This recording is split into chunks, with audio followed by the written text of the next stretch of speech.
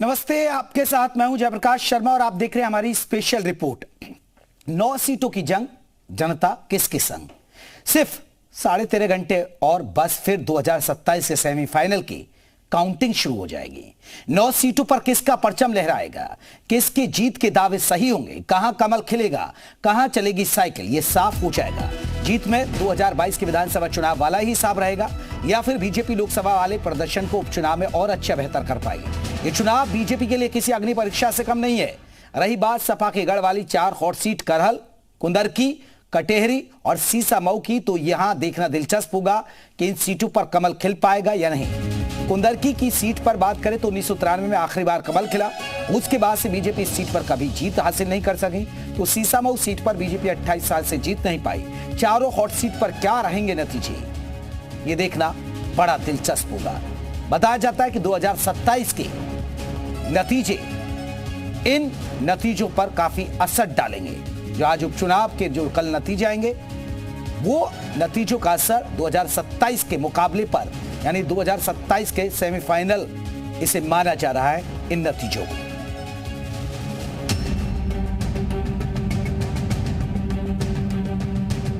करहल का किंग कौन। सपा के गढ़ करहल में फूफा अनुजेश यादव और भतीजे तेज प्रताप यादव में कांटे की टक्कर है। बीजेपी ने सैफई परिवार के दामाद अनुजेश यादव पर दांव खेला था। हालांकि चुनाव वाले दिन सपा ने मतदान में वोट देने से रोकने का आरोप लगाया था और अब बीजेपी के अनुजेश यादव इस सीट को जीत पाते हैं या फिर करहल में साइकिल ही दौड़ती दिखेगी।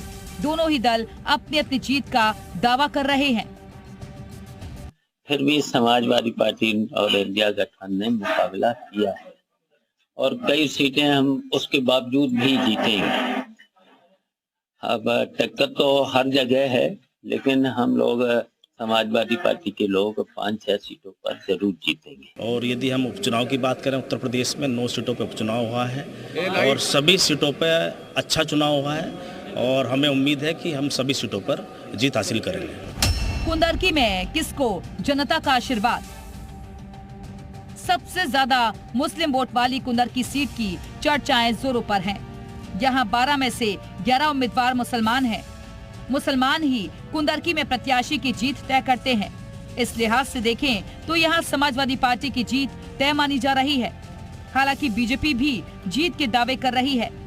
दरअसल इन दावों को एसपी नेता राम गोपाल यादव के उस बयान से बल मिला जिसमें उन्होंने कुंदरकी, मीरापुर और कानपुर की सीसामऊ विधानसभा सीटों पर चुनाव रद्द कर पुनर्मतदान कराए जाने की मांग की है। आपने कुंदरकी और मीरापुर सीट को दोबारा चुनाव के लिए ट्वीट किया, तो आपको क्या लग रहा है कि ऐसी कौन सी कमियां रही जिनको दूर करने की अब जरूरत थी? नहीं, जब सरकार वोट डालने नहीं दे रही किसी को, खुद वोट डाल रही, इलेक्शन कमीशन को स्वतः संज्ञान लेके उसको रद्द कर देना चाहिए। एसपी उम्मीदवार हाजी रिजवान ने भी चिट्ठी लिखकर चुनाव आयोग से चुनाव को रद्द करने और फिर से सभी बूथों पर पुनर्मतदान कराने की मांग की थी। अब इस तरह के आरोप लगते हैं तो ये नैरेटिव बनता है कि जो हार रहा होता है वो इस तरह के आरोप लगाता है। इस सीट पर 1993 में आखिरी बार कमल खिला था। उसके बाद से बीजेपी इस सीट पर कभी जीत हासिल नहीं कर सकी है। हालांकि बीजेपी का दावा है कि पार्टी उम्मीदवार ठाकुर रामवीर इस बार जरूर जीतेंगे। आदरणीय मोदी योगी जी की लोकप्रियता है और कार्यकर्ताओं की परिश्रम की पराकाष्ठा है, जिसके आधार पर हम चुनाव जीतेंगे। जनता जनार्दन का आशीर्वाद। कटेहरी का किला किसका। कटेहरी सीट भी सपा का किला रही है। इस सीट पर 2022 में चली साइकिल क्या इस बार पंचर होगी या फिर सपा सांसद लालजी वर्मा की पत्नी शोभावती वर्मा एसपी के गढ़ को बरकरार रख पाएंगी या बीजेपी कैंडिडेट धर्मराज निषाद को जनता का आशीर्वाद मिलेगा। हालांकि दोनों ही दल अपनी अपनी जीत का दावा कर रहे हैं। जहां तक यूपी की बात है, यूपी की जनता 9 की 9 सीटें भारतीय जनता पार्टी को हरा रही है। इसलिए परिणाम तो उन्होंने खुद ही बता दिया, तो हम क्या बताएं। परिणाम तो वो बता रहे हैं। उन्होंने तो परिणाम आने से पहले ये मान स्वीकार कर लिया कि वो हार रहे हैं। सीसामऊ में किसका डंका। सीसामऊ सीट पर बीजेपी 28 साल से जीत नहीं पाई है। इस बार यहां बड़ा उलटफेर हो सकता है। बीजेपी का एसपी कैंडिडेट नसीम सोलंकी को मात देने का दावा है। नसीम इरफान सोलंकी की पत्नी है, जो 2022 में यहां से चुनाव जीते थे, लेकिन एक मामले में सजा होने के चलते उनकी सदस्यता चली गई थी। जनता के बीच में दुधारू गाय बन के गए। अब विपक्ष के लोग तो ठाठ गाय बन के गए, तो ठाठ गाय से कहाँ दूध मिलेगी? तो जनता दुधारू गाय के साथ अब विपक्ष झूठा चिल्ला रहा है।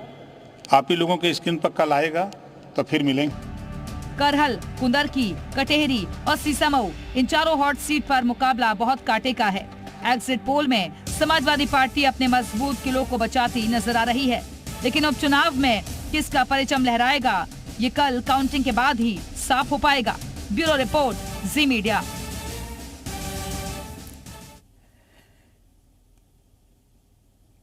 तो देखिए, कल नतीजे आएंगे, लेकिन धड़कनें बढ़ रही होंगी, नफा नुकसान की बात कर रहे होंगे लोग, आकलन कर रहे होंगे। तो अभी हम आपको बता दें जहां जहां वोटिंग हुई है और जहां कल नतीजे आ रहे हैं। हमारे साथ हमारे तमाम सहयोगी जुड़ गए। विशाल हमारे साथ आपको बता दें लखनऊ से रहेंगे, मैनपुरी से हमारे साथ अतुल रहेंगे, कानपुर से आपको बता दें कानपुर की सीसामऊ सीट से परवीन पांडे रहेंगे, मोहम्मद गुफरान हमारे साथ प्रयागराज की फूलपुर सीट से रहेंगे, मुजफ्फरनगर की मीरापुर सीट से अंकित मित्तल रहेंगे। तो तमाम लोगों के पास चलेंगे कि अभी माहौल क्या लग रहा है, क्योंकि धड़कनें कहीं ना कहीं उम्मीदवारों की बढ़ रही होगी। कल उनके नतीजे, जनता ने किस पर, किसके दावे और वादों पर भरोसा किया। विशाल, सबसे पहले लखनऊ से मैं आपसे थोड़ा सा समीकरण समझना चाहता हूं। ये जो कल नतीजा आ रहा है, ये माना जा रहा है कि 2027 का सेमीफाइनल है। ये इस तरफ इशारा करेगा कि किसका माहौल बन रहा है। नहीं, देखिए बिल्कुल जेपी, जैसा कि आप भी जब पश्चिम यूपी में थे, उसके बाद तमाम सीटों पर आप गए और आपने जब रिपोर्ट किया होगा, तो एक चीज़ बहुत फैक्टर वाली थी, वो ये था कि वोटर्स बहुत साइलेंट थे। वो पीडीए को लेकर या बटोगे तो कटोगे के लेकर जो है बात जरूर कर रहे थे, लेकिन चीज़ें घुमा रहे थे। और अब जब वोटिंग को लेकर जो तमाम तरह के आरोप लगने शुरू हुए, कहीं पर लाठीचार्ज की तस्वीर दिखाई पड़ी, तो कहीं पर आरोप प्रत्यारोप का दौर चला, तो उसके बाद अब ये कहना बिल्कुल गलत नहीं होगा कि जैसे कुंदर की सीट हो या शीशामऊ की सीट हो, जहाँ पर मुस्लिम बाहुल इलाके हैं, वहाँ पर बीजेपी अगर प्लस पॉइंट में हो, समाजवादी पार्टी बैकफुट पर जा रही है, कह रही है कि चुनाव रद्द होने चाहिए, तो ये कह सकते हैं कि ये डिसाइडिंग फैक्टर होंगे। जैसा कि अगर हम करहल की बात कर लेते हैं, तो करहल में घोसी और यादव वाला जो लड़ाई थी, जो एक फैक्टर था। इसके साथ साथ अगर कुंदरकी की बात कर लेते हैं, तो तुर्क और जो मुस्लिम राजपूत वाला जो एक फैक्टर था, ये सब ऐसी चीजें हैं जो बहुत ज्यादा जो है चुनाव के परिणाम पर जो है असर डालेंगी। और कल जब काउंटिंग होना शुरू होगी, तब ऐसे में ये देखना होगा कि कहां पे जहां पे काउंटिंग ज्यादा हुई है, जिन क्षेत्रों में, वहां पर इलाके कौन से हैं। तो इन सब चीजों पर फिलहाल कल की नजर सपी बनेगी। और ये कह सकते हैं कि जो एक समीकरण दिखाई पड़ रहा है, उसके अनुसार कल के जो नतीजे हैं वो उत्तर प्रदेश में ये साबित करेंगे कि अब जो 2024 का जो लोकसभा चुनाव के जो नतीजे का था,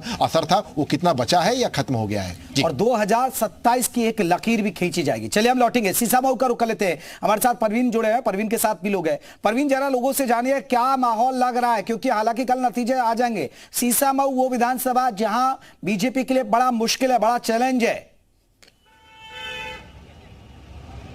जी भी बिल्कुल, चूंकि दोनों प्रत्याशी हैं, समाजवादी पार्टी की बात करें या बीजेपी की बात करें, सुबह से दुआओं का दौर जारी है। यानी बीजेपी के प्रत्याशी लगातार मंदिर बाई मंदिर दर्शन कर रहे हैं। हाल फिलहाल मेरी बात हुई तो उनका लगातार दुआओं का असर कितना मिलता है ये देखना होगा। वहीं एसपी प्रत्याशी लगातार सुबह से नमाज कर रही हैं, मस्जिदों में जा रही हैं, तो ये पूरा दुआएं कितनी काम आती ये देखना होगा। फिलहाल लोग हम उनसे जानते हैं कितना असर, क्या लगता है कल का रिजल्ट कितना किसके पक्ष में रहने वाला है। मैं नरेश त्रिपाठी, कल का रिजल्ट पूर्ण रूप से भाजपा प्रत्याशी सुरेश अवस्थी जी के पक्ष में रहने वाला है, क्योंकि यहाँ पे सुरक्षा का अभाव था और विकास का काफ़ी अभाव था। जिस तरीके से यहाँ पे गुंडागर्दी चल रही थी, उसको उन्होंने समाप्त करने का पूरी तरीके से वादा किया हुआ है, इसलिए सुरेश अवस्थी जी ही जीतेंगे, ये हमारा मानना है। 28 साल बेमिसाल, क्यों भरोसा करेगी जनता, आप इसके बारे में क्या कहेंगे। 28 साल से केवल यहाँ पे एक ही राज्य चल रहा था जो हम लोग देख रहे थे। हमें अगर कोई भी डिमांड है, हमारे यहाँ की महिलाएं अगर जानना चाहें तो विधायक जी से मिलना तक नामुमकिन था, क्योंकि वो जाज मुँह में रहते हैं, यहाँ पे कहीं रहते नहीं हैं। यहाँ पे केवल आते जाते रहते थे, ना कोई उनका कार्यालय है यहाँ के काम नहीं हुआ, ना कोई विकास बहुत ज़्यादा हुआ। यहाँ पे केवल गुंडई और धमकी लोगों को। आप क्या मानना है, क्या लगता है कल का रिजल्ट क्या रहने वाला है। कल का रिजल्ट हमारे भाजपा प्रत्याशी बड़े भाई माननीय श्री सुरेश अवस्थी जी के पक्ष में रहने वाला है। और ये पक्ष में इसलिए रहने वाला है क्योंकि हमारे जो प्रत्याशी हैं ये पूर्ण रूप से सीसामऊ के विकास के लिए अग्रसर हैं और यहाँ की जनता को पूर्ण रूप से विश्वास है देखिए परवीन पूछिए, क्योंकि कमल लंबे वक्त से यहाँ खिला नहीं है, तरीके से पूरा विकास करेंगे, जनता की सुनेंगे और जनता को समय देंगे। जनता को कभी भी रात के 2 बजे भी कोई समस्या होगी, उनके लिए अवस्थी जी तत्पर है, हमेशा खड़े हैं उनकी सहायता के लिए, उनकी मदद के लिए। चलिए, क्या लगता है कमल कभी खिला नहीं है, ऐसे में कैसे एक्सपेक्टेशन किया जाए कि कल बीजेपी की जीत हो पाएगी? क्योंकि बड़ा माहौल रहा, टाइट रहा है, काफ़ी हौज पौज के भी चुनाव हुए, तमाम बवाल भी, हंगामे भी हुए, तो क्या लगता है कमल कल खिल पाएगा कि नहीं खिल पाएगा? बिल्कुल खिल पाएगा। कितने बवाले हो जाएं, कितने ये गुम्बे चला लें, कितना कुछ भी कर लें, कितनी अहिंसा कर लें, लेकिन इस बार कहते हैं ना कि असत्य पे सत्य की जीत।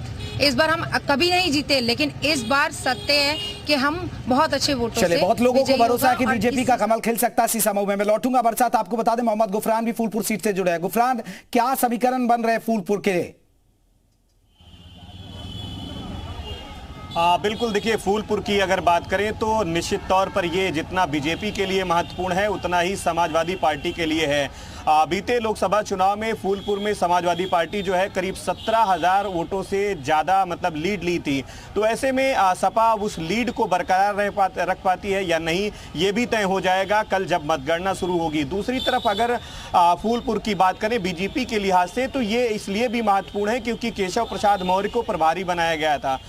लोकसभा चुनाव के दरमियान केशव प्रसाद मौर्य की जो उपयोगिता थी, उसका जो रिजल्ट था, उसका जो नतीजा था, वो उस तरीके से नहीं था जिस तरीके से होना चाहिए था। कौशाम्बी की बात करें, चाहे इलाहाबाद वाली सीट की बात करें, फूलपुर की बात करें या फिर प्रतापगढ़, ये आसपास की सीटों पर जो असर इसके पहले रहा है वो नहीं दिखाई दिया है। तो इस लिहाज से भी ये जो सीट है बहुत महत्वपूर्ण है। खुद सीएम योगी 3 बार फूलपुर में जनसभा करने के लिए पहुंचे थे। तो ये तमाम ऐसी चीजें हैं बहुत महत्वपूर्ण रहने वाली हैं। अखिलेश यादव नौजवानों का और बेरोजगारी का जो मुद्दा है ये उठा करके उन्होंने जनसभा जब की थी तो सत्ता पर एक तरीके से निशाना साधा था। इसके अलावा अगर 2 चुनाव पीछे की बात करें, चाहे 2022 की या फिर 2017 की, तो ये दोनों जो मुकाबले रहे हैं सपा और बीजेपी के बीच ही रहे हैं और बहुत नजदीकी मुकाबला रहा है।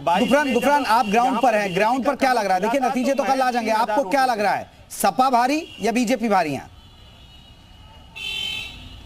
देखिए दोनों बहुत मजबूती से चुनाव लड़े हैं। अगर ओवरऑल चुनाव की बात करें तो जो नतीजा है वो कल साफ हो सकेगा, लेकिन उम्मीदें दोनों तरफ से हैं। एक बात जरूर बताना जरूरी हो जाएगा क्योंकि जो आम चुनाव था 2022 का, तो उस दरमियान जो मत प्रतिशत था वो करीब 55 से ज्यादा था, लेकिन जब ये उपचुनाव हुआ तो ये 43% पर रुका है। तो ये तमाम ऐसी चीजें हैं जो कहीं ना कहीं से दोनों दल, खास करके बीजेपी और सपा, दोनों के लिए कहीं ना कहीं से चलिए, ये एक मतदान प्रतिशत कम रहा, ये भी एक बड़ा समीकरण। करहल चलते हैं। करहल, देखिए साइकिल दौड़ेगी क्योंकि साइकिल का गढ़ माना जाता है यादव फैमिली का। जरा लोगों से जल्दी से पूछ लीजिएगा, अतुल, करहल की क्या स्थिति है? बिल्कुल जयप्रकाश, देखिए मैनपुरी की करहल जो सीट है वो हॉट सीट रही है और समाजवादी पार्टी के गढ़ के रूप में सीट को देखते हैं। इस पर कुल मतदाता लगभग 3,75,000 थे, जिसमें से 2 लाख यानी 54.10% यहाँ पर वोट पड़ा है। सबसे बड़ा यादव मतदाता यहाँ पर 1,30,000 यादव है, तो वही ये तय करते हैं। और भारतीय जनता पार्टी ने इस बार अखिलेश प्रताप को यानी सैफई परिवार के दामाद को प्रत्याशी बनाकर यहाँ की लड़ाई जो है वो रोचक कर दी। भतीजे और फूफा के बीच में ये लड़ाई देखने को मिली। यादव बाहुल्य सीट थी और कवरिया और घोसी का यहाँ इफेक्ट बहुत काम कर रहा है, क्योंकि बड़ी बात यही है कि जो यादव मतदाता है वो तय करते हैं और कवरिया और घोसी के बीच विवाद था। समाजवादी पार्टी लगातार ये कहती रही कि हम लगातार लोगों से पूछ लीजिए उनको क्या लग रहा है, साइकिल या बीजेपी? बिल्कुल, देखिए लोग हमारे बीच में मौजूद है। क्या लग रहा है इस बार तस्वीर क्या होने वाली है? इस बार भारतीय जनता पार्टी सरकार जो है सर विधायक जी जीतने चाहिए वहाँ करहल क्षेत्र में। लेकिन सर सपा के गढ़ के रूप में देखते हैं, एक बार 2002 में ही केवल एक बार समाजवादी पार्टी हारी है और वो भी उनके ही प्रत्याशी थे जोबरन सिंह यादव, जिसको बीजेपी ने खड़ा कर दिया था। ठीक है, वो पहली बार ऐसा हुआ था। अब ये दूसरी बार होने जा रहा है कि भारतीय जनता पार्टी का उम्मीदवार द्वारा वहाँ से जीतने जा रहे हैं। लग रहा है सर? सर बिल्कुल, तेज प्रताप हार जाएंगे सर, हार सकते हैं, बिल्कुल हार सकते हैं। इस बार जो है भाजपा ने बहुत अच्छी पोजीशन बनाई है अपनी, तो सभी लोगों को लग रहा है कि उन्होंने भाजपा ने कार्य किया उस हिसाब से हमको हमें मालूम है कि भाजपा का कैंडिडेट जीत के जाए। बिल्कुल जयप्रकाश, देखिए ये बड़ी बात है क्योंकि 54.10% यहाँ कुछ पर लोगों को मतदान रहा। उम्मीद लग रही है कि करल में कमल खिल सकता है, लेकिन बहुत मुश्किल है। देख रहा होगा कल नतीजे। मीरापुर का रुख कर लेते हैं, मुजफ्फरनगर की बहुत महत्वपूर्ण सीट। अंकित, अगर बात करें मीरापुर में क्या माहौल लग रहा है? बीजेपी, क्योंकि आरएलडी और समाजवादी पार्टी पिछली बार मिलकर लड़े, आरएलडी थी, इस बार आरएलडी और बीजेपी साथ है।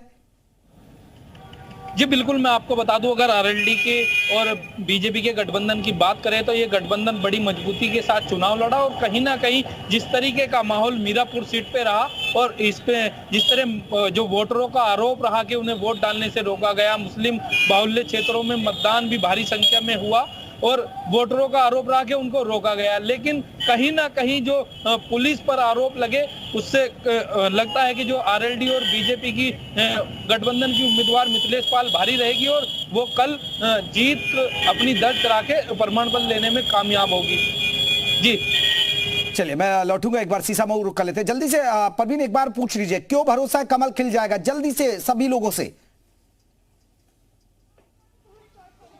एक रिएक्शन जानेंगे आप लोगों का कि क्या लगता है कल नसीम का नसीब काम आएगा या सुरेश अवस्थी का कमल खिलेगा? सुरेश अवस्थी का कमल खिलेगा, ये हम लोग पूरी तरीके से आश्वस्त हैं। आप क्या मानना है? सुरेश अवस्थी जी का कमल खिलेगा और योगी मोदी जी की जीत होगी सीसा मऊ विधानसभा में। चलिए, आप क्या मानना है? कौन आ रहा है कल? कल जो है सुरेश अवस्थी जी आ रहे हैं। 22 साल बाद 28 साल बाद वापसी होगी। जी जी। चलिए बीजेपी जी, आप क्या मानना है? बिल्कुल सीसा मऊ में इस बार कमल खिलेगा, बिल्कुल खिलेगा। नसीम सोलंकी का नसीब काम नहीं आएगा इस बार? नसीब भी काम नहीं आएगा और जितने घड़ियाली आंसू उन्होंने बहाए हैं ना वो भी बह चुके हैं। ये घड़ियाली आंसू है कुछ जनता को रिझाने के लिए। बिल्कुल, वो जनता को, अब जनता पागल नहीं है, अब नहीं बरगला सकते, अब समझदार महिलाएं सबसे ज्यादा समझदार हो गई हैं, इसलिए कहते हैं ना सीसा मऊ की मात्र शक्ति ने ठाना है, सीसा मऊ जिताना है, सुरेश अवस्थी को लाना है। आप क्या कह रहे हैं? बीजेपी आएगी। चलिए अब देखते हैं क्या आंकड़ा होता है, क्या होगा। बहुत बहुत शुक्रिया आप सभी का ग्राउंड से हमें अपडेट बताने के लिए। लेकिन कल नतीजे आएंगे, उसके बाद तस्वीर साफ होगी। लेकिन नतीजों के लिए आप जी उत्तर प्रदेश उत्तराखंड सुबह 6 बजे से लगा लीजिए। लगातार आपको हम नतीजों के बारे में अपडेट देते रहेंगे।